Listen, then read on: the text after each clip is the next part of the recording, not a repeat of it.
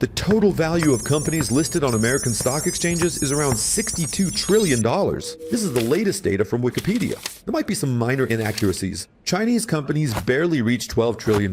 Japan is at $6.3 trillion, and India is at $5.3. Then there's Hong Kong. Of course, you have to consider Hong Kong as part of China as well. It's around $5 trillion. That leaves very important industrial countries like Canada, France, the UK, Saudi Arabia, Taiwan, and Germany. Their valuations are roughly at the level of Nvidia.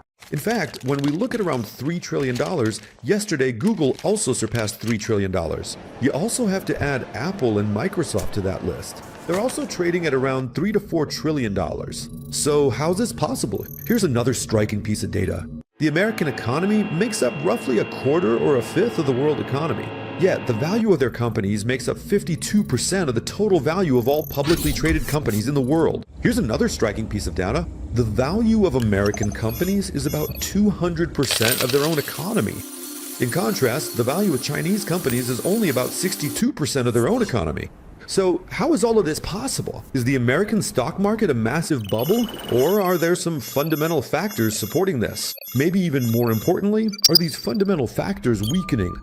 Should we expect large flows of money from American stock markets to other markets? I'm going to explain all of this for you. This is going to be an important video, because I am an expert in American stock markets. I invest there, but I also try to closely follow developments around the world, and when I look at this striking picture, I can't help but feel a bit concerned sometimes. Now let's take a closer look at this critical issue that could affect all of our investment decisions. One of the reasons for these massive valuation differences is that the United States truly has some amazing companies. Especially the companies we call the Mag 7 are incredible. They know how to innovate technologically, they know how to market well, and they know how to manage costs effectively. Because of this, they are incredibly profitable and have tremendous growth rates. I want to show you two striking examples. This is Meta, the company that owns Facebook and Instagram. These vertical bars show the net profit increases in this company. This yellow line shows the price-to-earnings ratio, which we Turkish investors love so much. At 27.69, it's currently below 2015 levels. So at least for now, it's not possible to talk about a bubble. We can say that Meta falls within the general average. When we look at the forward PE, in other words the future price-to-earnings ratio, we see a similar situation there as well. Meta's moving along with the general average, so nothing has changed since 2015. The main reason for the increase in this company's valuation has been the growth in its profits. Because don't forget, in the end, companies' valuations grow in proportion to their profits and free cash flows. America has a company like this. Let me show you another striking example.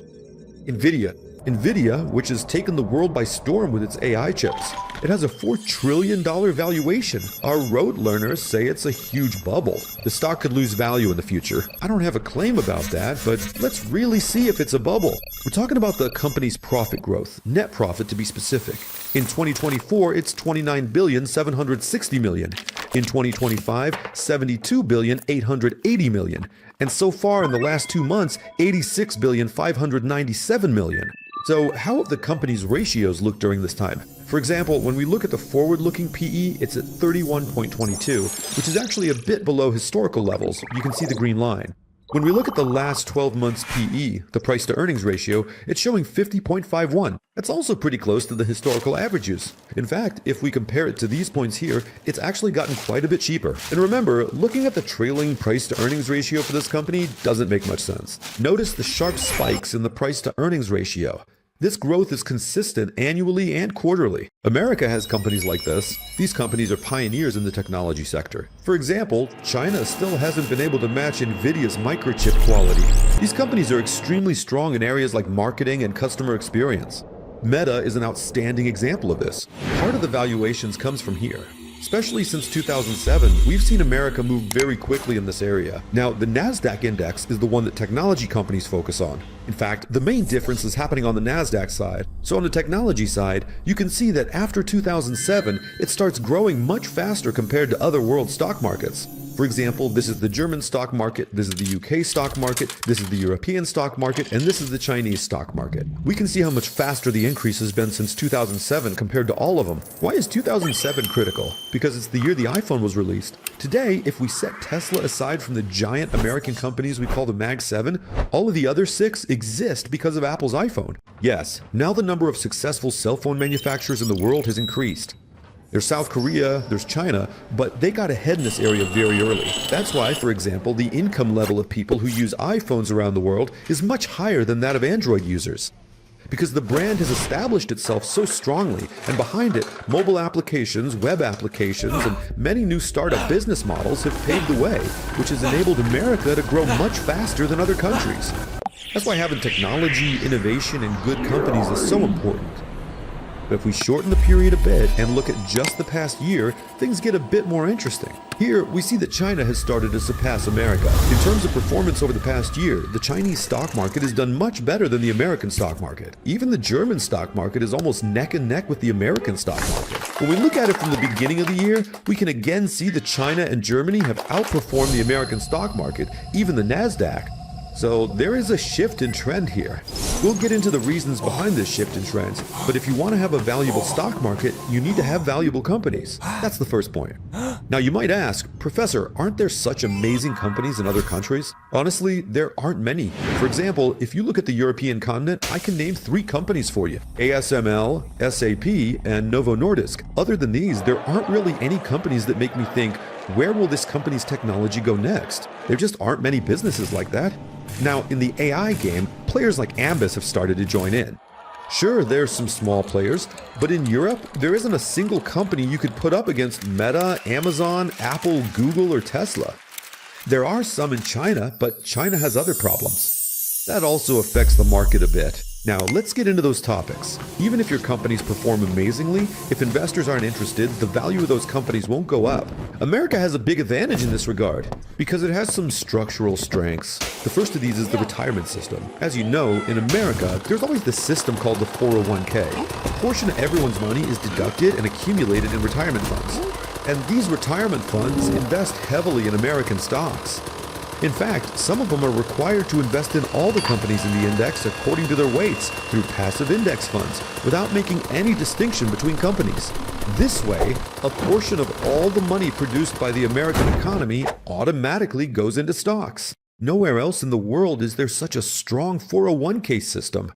Because of this, there is no other place in the world where almost the entire population participates in the stock market. This is America's great strength. They've designed this really well. The money goes there. This is also one of the reasons why the authorities don't let the American market fall too much. Because, for example, when the Turkish stock market drops, the number of people affected by it is quite low.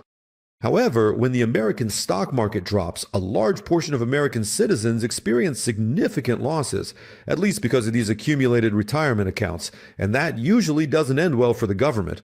Apart from that, American society is also a very investment-focused society. On social media, I come across both Turks and Americans. I can say that Americans' financial literacy is far above that of our average investor. They receive this education from their families starting in childhood. There are a lot of people around them who've gotten rich from stocks.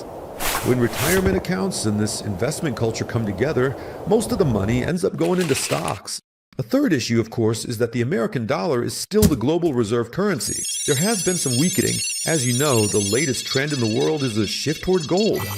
The status of the US dollar as a reserve currency is weakening a bit, but still, a very large portion of global trade transactions are conducted in US dollars, and 52% of the total global reserve currency is still in US dollars. So what does this lead to? Naturally, it creates a strong stock market. For example, as a Turkish citizen, if I keep my money in US dollars and wonder where to invest it, US dollar denominated stocks come to mind. Because most currencies are losing value against the US dollar. The US dollar itself is also losing value internally. That's a separate issue. But this is a fact. It's still a reserve currency. Third is America's foreign trade deficit.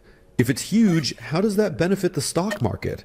A trade deficit means the US dollar is exported globally. In other words, America is sending capital out into the world. In return, it receives goods and services. So what will that outgoing capital do in those countries? For many years, it kept flowing right back into America. Especially from countries like China and Japan, money flowed into American treasury bonds. These days, that flow is slowed down a bit, both because of the geopolitical situation and fears about America's excessive borrowing. But still, a significant portion of that money is now coming into stocks instead of treasury bonds. For example, we know that there's a substantial amount of Japanese and Chinese investment in Nvidia. It's such an interesting structure because you have a current account deficit, you're exporting money. Since it's a reserve currency, where's the other country going to keep this money? Yes, they can make their own investments and so on, but if there's still some surplus, and since America is a massive consumer economy, it creates a significant surplus of money around the world. That money comes back. Part of it goes into U.S. Treasury bonds, though at decreasing rates, and part of it returns as investments in the American stock market. On the other hand, as an investor, one of the reasons I feel comfortable with the American stock market is that I see its regulations as quite strong. It's mostly transparent. There's still some fraud and tricks, but they're much smaller and incomparable. And there's also something called the American financial press. In other words, when you want to get information about a company, there's no data you can't access. This includes technical charts, fundamental analysis, and the opinions of other investors. Did the company's employees or executives buy or sell shares?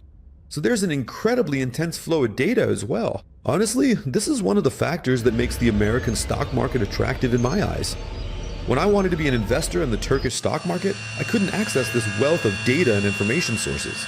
Since these resources are so rich in the American stock market, that's what attracts people as well. On the other hand, because they have well-regulated capital market rules, interest in the American stock market is increasing. In recent years, especially small investors have started to invest serious money in the American stock market, because we see examples of this in Turkey as well. Many platforms, like our dear sponsor of today's video, Midas, make it easier for Turkish people and people around the world to invest in the American stock market. On the other hand, investing in the Chinese stock market has always been a more difficult process. All of my investments in China are also made through special securities on the American stock exchanges. So there are special certificates traded there, and that's how it works. But joining the Chinese stock market from there is also very difficult. When we put all of this together, the strength of the American stock market becomes clear. So could this strength collapse? Of course, it could collapse. First of all, if the weakening in the real economy grows, which, as you know, lately there have been some deteriorations in employment data and in production figures, this will eventually be reflected in the companies, because consumers will start to become unable to consume. That's one factor. The second issue is that there's quite a bit of competition globally over the reserve currency. So far, there isn't a clear rival except for gold, but if one emerges, the American market could be shaken. On the other hand, if other countries bring their own regulations, financial press, and corporate transparency up to the level of the American stock market, things could improve. To be honest, I don't really see any candidates for that in the world right now, but it could happen in the future. But you know what's most important? If the number of countries producing good companies increases, this could become possible. That's where China, which we saw in the previous chart, starts to become important. Because China has caught up with America in many technologies, or is just a bit behind. In some areas, it's even ahead. For this reason, I can say that the only stock market that interests me besides the American stock market is the Chinese stock market. But because of issues like lack of transparency and the difficulty of investing, I still find it hard to take action. Today, when I want to research a Chinese stock, of course, language barriers also come into play, because we can't read China's local market. You have to read it through American sources. That also makes things harder. Another exciting market is India, which has now started to produce good companies. India is on its way to becoming a serious technology country. They have some of the best engineering schools in the world. They're trained amazing engineers. Software companies and hardware companies are emerging. When you look at America today, you'll see that companies like Google and Microsoft are actually run by Indians. That's interesting. Taiwan is also an important example in its own right. There are many companies from there, especially TSMC. What matters are those making breakthroughs in technology. But I still feel more comfortable with American companies.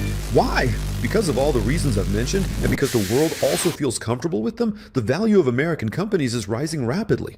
That doesn't mean the value of these companies will never go down, or that these trends won't change. China and India are actually doing a lot of things right. On the other hand, company valuations could also see corrections because of this. In fact, I predict there will be a correction by the end of this year. It could even happen within the year, but it's hard to predict these things. But overall, why are American companies so expensive? Don't just dismiss it by saying, oh, it's just a bubble. There are a lot of structural reasons why American companies are valuable. And most importantly, they still have the best companies in the world. They market these things extremely well. They have a very solid stock market management mentality. Hopefully Turkey will do these things as well in this context. Our people aren't stock market investors, they're just players. And they're right too. We've had issues in our stock market in the past, but strong capital markets are the main reason for a country's rise. Look at how fast the artificial intelligence revolution is moving in America. That's because the value of AI companies is rising rapidly. They immediately take action. With these high valuations, they issue new stocks and take on new debts. They put this money in and make the fastest data center investments. So the capital market is very important because if companies can access money easily and cheaply, it allows them to make the right investments and grow. Unfortunately, in Turkey and in many countries around the world, the structures are not this strong. That's why I still prefer to invest in the American stock market. But of course, I continue to closely follow all the developments around the world. I hope this has been helpful. With love and respect.